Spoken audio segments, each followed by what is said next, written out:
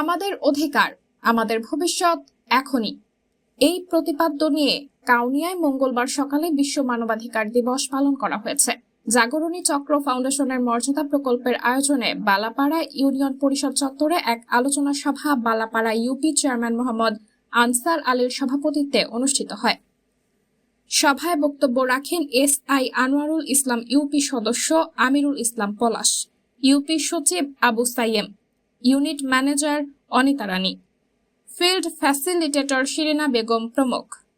যদি এই মাসের মধ্যে এই 16 থেকে 1 বছর বয়সের জন্ম নিবন্ধন আপনারা না করেন, জানুয়ারি মাস থেকে তাদের জন্ম নিবন্ধন আমরা আর করব না।